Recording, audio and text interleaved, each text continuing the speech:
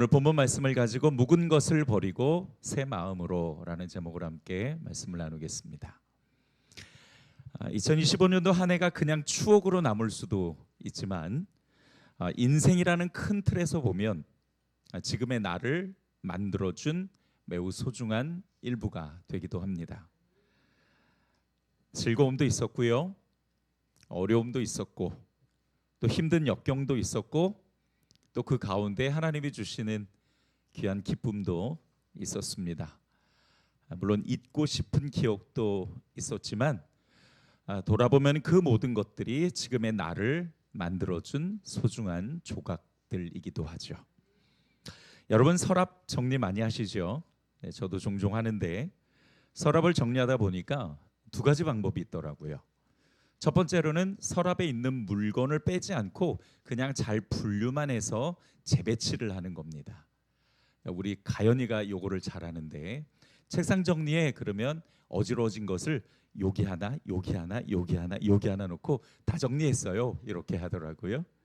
두 번째는 모든 물건을 꺼내서 바닥에 쏟아놓고 자주 쓰는 것과 안 쓰는 걸 구분해서 버릴 것과 쓸 것을 정하는 방법이죠.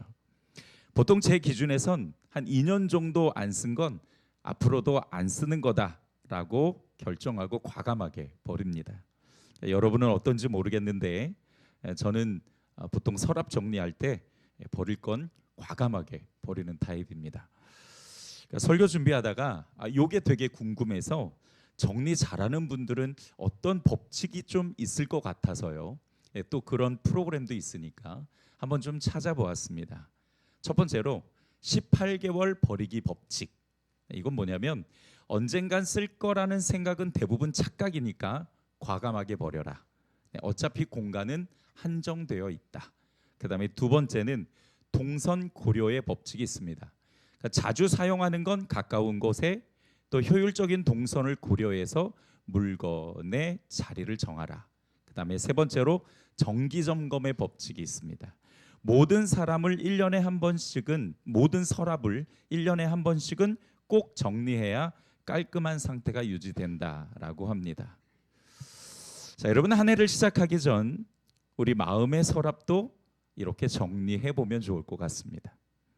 우리 마음의 공간도 한정적이죠. 무한대로 담을 수가 없습니다. 그러니까 마음이 잘 정리되면 또 새로운 감정을 담을 수 있는 공간이 생겨서 우리가 여유로움을 가질 수도 있죠.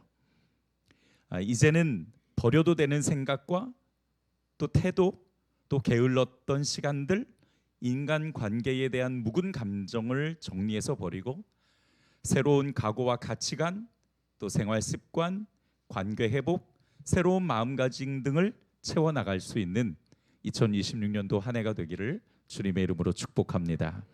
오늘 본문 36절을 저희들이 함께 다시 읽어보도록 하죠. 시작. 또 비유하여 이르시되 새 옷에서 한 조각을 찢어 낡은 옷에 붙이는 자가 없나니 만일 그렇게 하면 새 옷을 찢을 뿐이요 또 새 옷에서 찢은 조각이 낡은 것에 어울리지 아니하리라. 아멘. 저렇게 하는 사람은 없을 겁니다.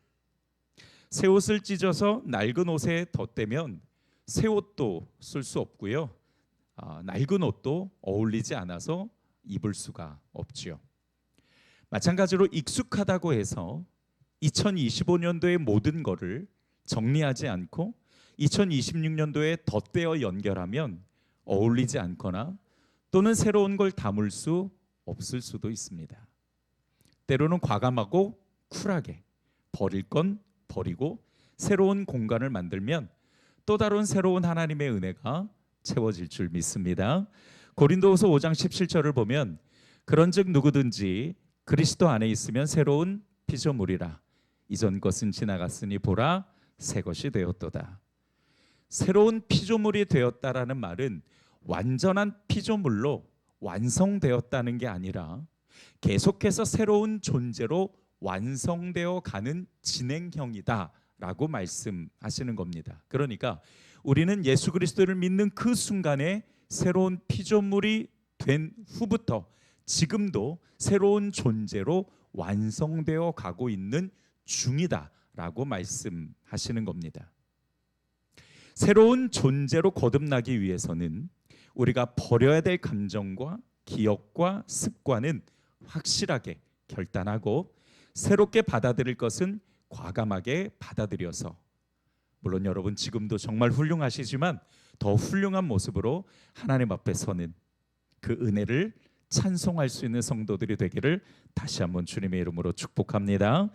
누구나 익숙한 게 사실은 더 편하고 안정감이 있어요. 그거는 부인할 수가 없죠. 하지만 이 익숙함에도요 단점이 있는데요. 너무 익숙한 것만 가지고 있으면 새로운 것이 두려워집니다. 부담스러워지죠.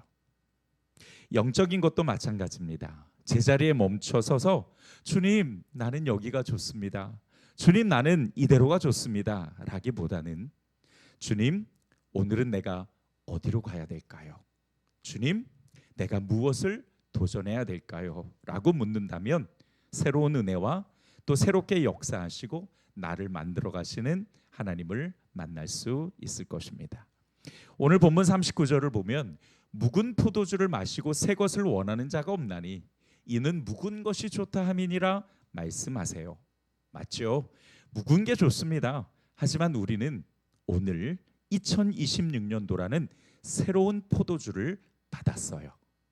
새로운 포도주에는 새로운 하나님의 계획과 하나님의 놀라우신 은혜가 담겨 있으니까 이제 우리가 이 새로운 하나님의 은혜와 계획을 담을 새 부대를 준비해야 합니다.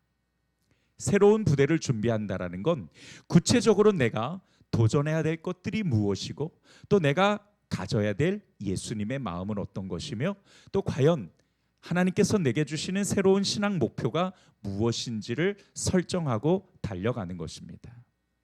빌립보서 3장 12절로부터 14절 우리 같이 한번 읽어보겠습니다. 시작. 내가 이미 얻었다 함도 아니요 온전히 이루었다 함도 아니라 오직 내가 그리스도 예수께 잡힌 바 된 그것을 잡으려고 달려가노라. 형제들아, 나는 아직 내가 잡은 줄로 여기지 아니하고 오직 한 일, 즉 뒤에 있는 것은 잊어버리고 앞에 있는 것을 잡으려고 표대를 향하여 그리스도 예수 안에서 하나님이 위에서 부르신 부름의 상을 위하여 달려가노라. 아멘. 무슨 뜻이냐면 우리는 아직 다 얻지 못했다는 겁니다. 그리고 아직 목표에 이르지 못했다는 거죠. 그것은 구원을 말씀하십니다. 그저 예수님이 나를 위해 마련하신 상을 받기 위해 우리는 계속 달려가고 있는 중이다라고 곧 말씀하고 있는 거예요. 자, 그렇다면 우리가 새로운 부대에 담아야 한다라고 말씀하신 예수님의 의도와 또 이런 말씀을 하신 배경은 어떤 것인지를 우리가 잠깐 살펴보고 오늘 주신 말씀을 통해서 나에게 주신 영적인 메시지를 우리가 함께 찾아보겠습니다. 오늘 말씀을 보면 두 개의 비유가 나오죠. 하나는 옷 조각 비유와 두 번째는 새 부대의 비유입니다. 예수님이 두 가지 비유를 말씀하신 의도는 뭐냐면 율법주의를 가진 유대인들이 예수 그리스도의 복음을 받아들이지 못하는 모습을 보고서는 지적하신 거예요. 낡은 것은 율법과 전통적인 사상을 의미하고 새로운 것은 예수님의 복음주의 사상을 말씀하시는 겁니다. 그런데 당시 유대인들은 잘못된 율법주의에 물들어서 새로운 것을 전혀 받아들이지 못하고 있었습니다. 유대인이 지키는 율법은 사실 하나님이 주신 율법과는 많이 달랐어요. 왜냐하면 이 유대인들은 하나님의 율법을 지키기 위해 자기들이 만들어 놓은 인간적인 규례와 전통에 얽매여서 하나님의 뜻이 무엇인지 전혀 분별하지 못하고 있었습니다. 그 율법에서 말씀하시고자 하시는 하나님의 정확한 메시지를 그냥 뒤로 덮어버리고 자기들의 의만 드러내고자 했던 겁니다. 그뿐만 아니라 하나님의 말씀이 주시는 영적인 자유와 안식과 기쁨도 누리지 못하고 있었어요. 왜? 형식에 얽매여 있다 보니까요. 그저 낡은 종교 형식에 얽매여서 진짜 복음과 자유와 은혜를 놓치고 있었던 것이죠. 예수님은 그런 낡은 사상과 종교의 형식을 버려야 하나님이 주시는 진정한 구원과 은혜를 받아들일 수 있다라고 말씀하신 겁니다. 하지만 유대인들은 이미 묵은 포도주에 익숙해져 있죠. 그러다 보니까 새로운 것을 받아들이려고 하지 않았던 거예요. 과거의 오래된 습관과 형식에 길들여진 사람은 사실 그것이 자기 입맛에 딱 맞게 느껴지기 때문에 새로운 것을 받아들이는 것이 참 쉽지 않습니다. 컴포트 존 개념이라는 것이 있는데요. 이 컴포트 존은 심리적으로 안정을 느끼는 영역을 의미합니다. 그런데 이게 좋은 것 같지만 사실은 성장하기 위해서는 이 컴포트 존을 벗어나야 된다라고 이야기를 해요.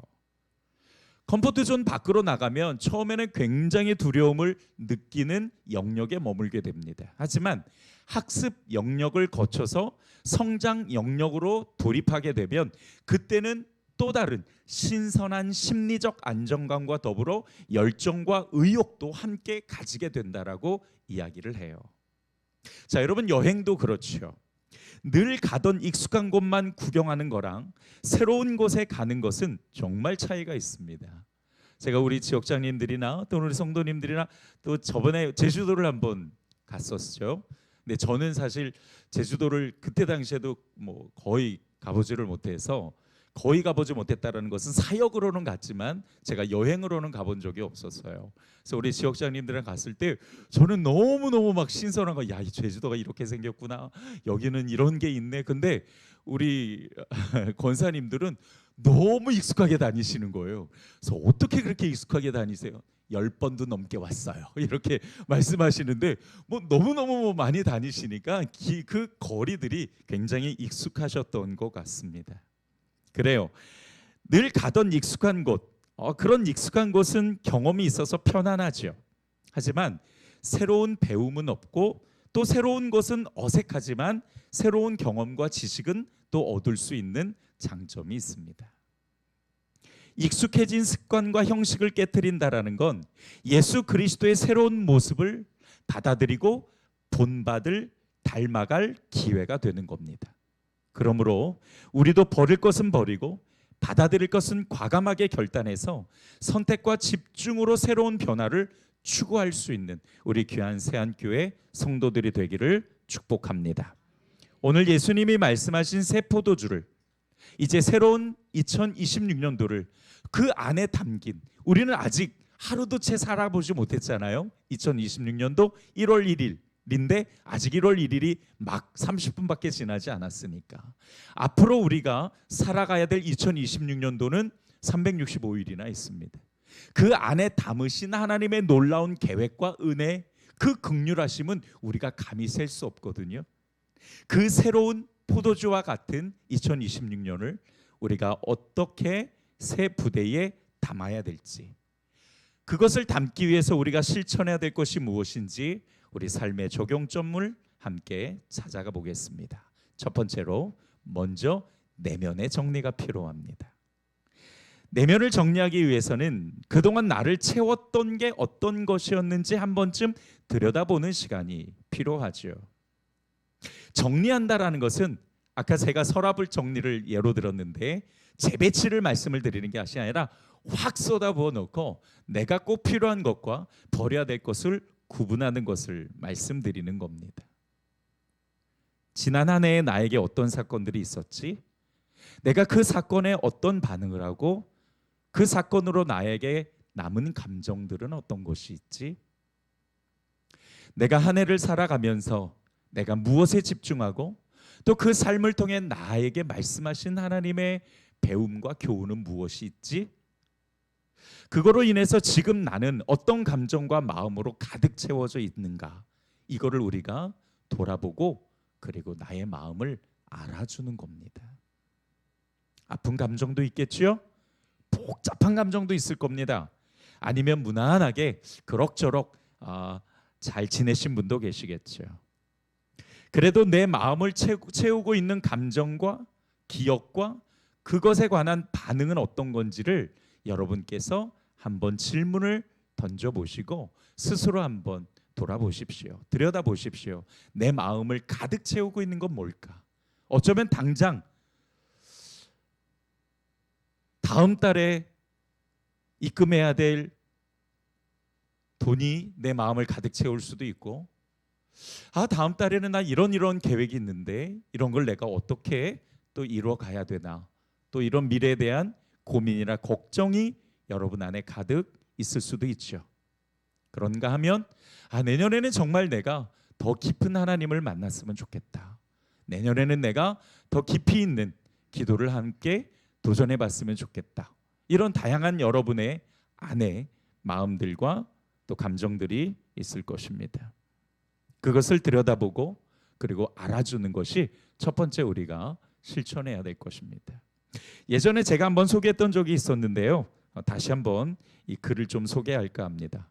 저는 너무 사랑하는 글이어서 정채봉 씨가 쓴 상처 없는 새가 어디 있으랴라는 시인데요. 제가 한번 읽어볼게요. 상처를 입은 젊은 독수리들이 벼랑으로 모여들기 시작했다. 날기 시험에서 낙방한 독수리, 짝으로부터 따돌림은 받은 독수리, 윗 독수리로부터 할퀴당한 독수리. 그들은 이 세상에서 자기들만큼 상처를 받은 독수리는 없을 것이라고들 생각했다. 그들은 사는 것이 죽느니만 못하다는데 금방 의견이 일치했다. 이때 막루에서 파수를 보고 있던 독수리 중에 영웅이 쏜살같이 내려와 이들 앞에 섰다. 너희들은 왜 자살하고자 하느냐? 너무 괴로워서요. 차라리 죽어버리는 게 낫겠어요. 영웅 독수리가 말했다. 나는 어떤가? 상처 하나 없을 것 같지? 그런데 이 몸을 봐라. 영웅 독수리가 날개를 펴자 여기저기 빗금친 상흔이 나타났다. 이건 날기 시험 때 솔가지에 찢겨 생긴 거고, 이건 윗 독수리들에게 핥힌 자국이야. 그러나 이것은 겉에 드러난 상처에 불과해. 마음의 빗금 자국은 헤아릴 수 없어. 영웅 독수리가 조용히 말했다. 이제 일어나 날 잡구나. 상처 없는 새들이란 이 세상에 나자마자 죽은 새들이다. 살아가는 우리 가운데 상처 없는 새가 어디 있으랴. 마음에 생긴 상처만 끌어안고 있으면요, 우리가 다른 사람을 탓하거나 미워하게 되죠. 자신의 상황과 여건을 불평불만으로 쏟아내게 되고, 현실로부터 상처를 당하지 않기 위해 회피하거나 눈을 감아버리거나 외면하거나 실패와 절망감에서 쏟아져 나오는 두려움을 피하려고 자신의 한계를 탓하는 모습들이 생겨나고 말 것입니다. 상처를 끌어안고 있으면 오히려 자기 자신이 더 괴롭죠. 그래서 자신의 마음을 알아주고 보듬어 주면서 우리가 그리스도를 바라보는 것입니다. 사람에게 받은 상처가 있다면 내가 예수님께 받은 용서를 기억하고, 고난과 연단 때문에 힘들었던 기억이 있다면 예수님의 십자가를 생각하고, 바쁜 일상에 지쳐있는 몸과 마음이 있다면 예수 그리스도의 회복과 만지심을 기대하고, 세상에 대한 두려움과 실패, 절망감으로부터 오는 상한 감정들이 있다면 여전히 예수님이 나와 함께 하신다라는 것을 믿고 선포하는 것입니다. 과거의 일들을 들춰내서 내게 좋을 게 뭐가 있을까? 이렇게 생각하기도 하겠지만, 우리가 과거의 일들을 들춰내는 것이 목적이 아니라 조용히 예수님을 내 안에 모시고 그분이 나의 내면에 관해 뭐라고 말씀하시는지, 또 그분이 나에게 어떤 위로와 어떤 만지심을 주시는지를 우리가 기대하고 올려드릴 때에 비로소 예수님은 우리의 상처난 그 마음의 자국을 어루만져 주실 것입니다. 그렇게 나의 내면을 정리하고 공간을 만들고 그곳에 예수님을 초청하고 또 성령의 충만을 위해 기도한다면 새로운 시작에 앞서 우리에게 있어서 큰 위로와 회복이 있을 줄 주님의 이름으로 축복합니다. 두 번째로 신앙 목표를 세우십시오. 공간을 마련했으면 그 다음에 해야 될 것은 목표를 세우는 거죠. 마음의 공간을 비워두기만 하면은요, 오히려 더 불안하고 공허할 수 있습니다. 아까 빌립보서 3장 12절로부터 14절을 말씀을 드렸지만, 우리 성도들은 영적인 표대를 세워서 달려가야 합니다. 여러분, 누구나 예수님이 바라시는 모습이 있어요. 우리 각자 성도들의 삶의 주님이 바라시는 분명한 목표가 있다고요. 물론 우리 모든 성도들은 예수님을 닮아가는 것이 최종 목표지만 그 목표에 도달하기 위해선 단계적인 표대가 분명히 세워져 있어야 합니다. 예를 들어 올해는 내가 말씀 묵상 시간을 조금이라도 가져보겠다. 아니면 내가 자기 전에 단 1분이라도 하나님을 만나는 기도의 시간을 좀 가져보겠다. 그런 것도 매우 좋죠. 특별히 마음에 들지 않는 사람이 있으면 내가 그 사람을 좋은 면을 보려고 한번 노력해야지. 올해는 무엇보다 긍정적인 언어를 좀 사용해 봐야 되겠다. 혹은 올해 새롭게 또 임명받으신 분들 중에는 또 새로 주어진 사명이 있죠. 그 새로운 사명을 도전으로 내가 귀한 열매를 한번 맺어보고 싶다.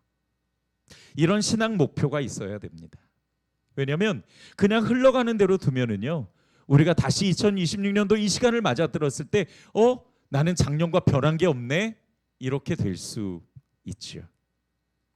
그래서 여러분, 먼저 정말 예수님이 나에게 원하시는 것이 무엇일까 우리가 고민하고 또 그 마음을 가지고 새로운 신앙 목표를 꼭 세워보십시오. 그래, 아까 두 가지를 여러분께서 한번 세워보셨으면 좋겠다라고 종이 쪽지에 거기에 질문지를 넣어드렸는데요. 내가 2026년도 마지막 이 자리에 다시 섰을 때 나는 이렇게 변해 있었으면 좋겠다라고 생각하는 것들을 거기다가 적으시고, 그리고 내가 그것을 그 목표로 달려갈 수 있는 우리 귀한 성도들이 되기를 주님의 이름으로 축복합니다. 마지막 세 번째로 객관적인 시각으로 자신을 돌아보십시오. 목표를 세운 다음에는 자기를 객관적 시각으로 돌아보는 시간이 분명히 있어야 돼요. 왜냐하면 사람은 누구나 다 약점이 있고 또 강점이 있기 때문이죠. 잘하는 것도 있고요, 근데 잘 안 되는 것도 있어요. 신앙 목표를 향해 달려가기 위해서는요, 먼저는 나의 수준이 어디에 있는지를 우리가 조금 더 자세하게 판단하고 돌아봐야 됩니다. 그러면서 나의 강점이 뭘고 또 약점은 무엇일까? 내가 잘하는 것과 지금은 잘 안 되는 것이 어떤 것인지를 분석해서 우리가 그 표대를 세운 곳을 향해 갈 때에 나 자신이 할 수 있는 것과 할 수 없는 것을 구분해서 도전해 보는 것이 좋지요.